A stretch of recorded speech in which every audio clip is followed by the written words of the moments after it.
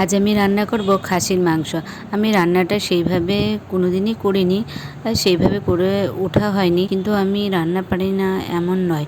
মা যখন রান্না করতো ওই দেখে শুনেই শিক্ষাটা নেওয়া। আমরা যখন কোনো কিছু শিখি সেই শিক্ষাটা তুমি কতটা নিতে পারলে, কতটা তুমি জ্ঞান অর্জন করতে পারলে, সেটাই বড় কথা।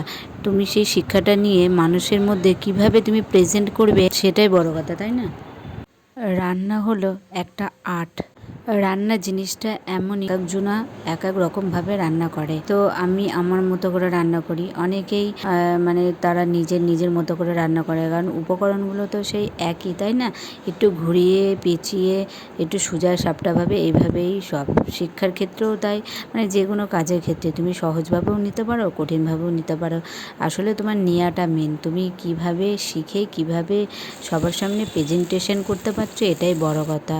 তো আমাকে সবাই বলতো, তুমি রান্না কোনো দিন শেখোনি, রান্না জানো না, তুমি রান্না করতে পারবেও না। আমি মনে মনে ভাবতাম, আমি কি জানি কি জানি না সেটা আমার মধ্যে থাক, যখন আমি সবার সামনে আনতে পারবো আমার শিক্ষাটা তখনই সফল হবে। দেখো, শিক্ষার জিনিসটা এমনই না, তুমি না শিক্ষা নিলে বা মন ধ্যান জ্ঞান সেই শিক্ষার মধ্যে না দিলে তুমি কিছুই শিখতে পারবে না। যার কাছ থেকে শিক্ষা নিচ্ছ, তোমার যে শিক্ষাগুরু, তারও অন্য কোনো শিক্ষাগুরু আছে না, সেও শিক্ষাটা অন্য কারো কাছ থেকে নিয়েছে, তারও শিক্ষাগুরু আছে। তো আমার মা যখন রান্নাটা শিখেছে আমার দিদা ঠাকুমার কাছ থেকেই শিখেছে। আমার দিদা ঠাকুমারাও পরিবারের অন্য কারো কাছ থেকে শিখেছে। তো এই একের পর এক প্রজন্ম ধরেই শিক্ষাটা হয়ে আসে। যে কোনো শিক্ষাই বলো না কেন, তুমিও যখন শিখছো মন ধ্যান জ্ঞান দিলেই তোমার শিক্ষাটা সঠিক হবে। আর তুমি শিখে যদি মানুষের মধ্যে জ্ঞান নাই ধরাতে পারো, তাহলে তোমার শিক্ষাটা পুরো ব্যর্থ। শিক্ষাটা তোমার তখনই সফল হবে যখন তোমার শিক্ষায় কেউ শিক্ষিত হবে বা কিছু শিখতে পেরেছে। আমার মনের কিছু অজানা কথা তোমাদের সাথে শেয়ার করলাম। জানি কথাগুলো গোছালো হতেই পারে, সবাই হয়তো আর স্মার্টলি কথা বলতে পারে না। আমি আমার মনের ভাবনা চিন্তা ভাবনা যেগুলো, সেগুলোই তোমাদের সাথে শেয়ার করলাম।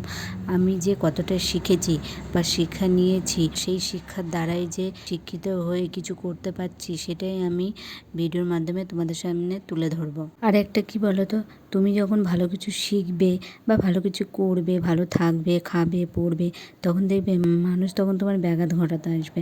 মানে এরা এমনই একটা জিনিস না, নিজেরাও কিছু করবে না, অপরকেও কিছু করতে দেবে না। এরা হলো নেগেটিভ মাইন্ডের লোক। এরা তোমার ভালো তো সহ্য করতে পারবে না, ভালো দেখতেও পারবে না। নিজেরাই চলবে, নিজেরাই পড়বে। এদের মধ্যে কোনো চেষ্টা নেই যে নিজেরা ভালো কিছু করব। যাই হোক, আমার রান্নাটা তো শেষের দিকেই, এখন আমি পরিবেশন করব।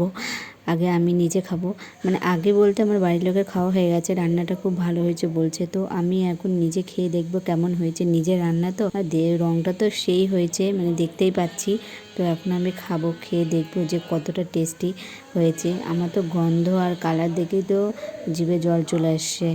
তো খেয়ে দেখি কেমন হয়েছে। আমার বাড়িতে আগে পরে বলে কোনো কথা নেই, যার যখন খেতে লাগবে সেই খেয়ে নেবে, বা বর খায়নি বলে আমি খেতে পারবো না এমন কোনো কথাই নেই। আমি এই প্রথম খাসির মাংস রান্না করলাম নিজে হাতে। আমার তো সেই আনন্দ হচ্ছে সবাইকে খাওয়াতে পেরে আর নিজেও খেতে পেরে।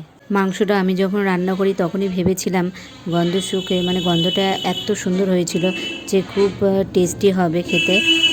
মানে এতই সুন্দর, আর খেয়ে দেখি খুবই সুন্দর হয়েছে। মানে যতটা ভেবেছি তার থেকেও আরও বেশি ভালো হয়েছে আমার এই প্রথম খাসির মাংস রান্না।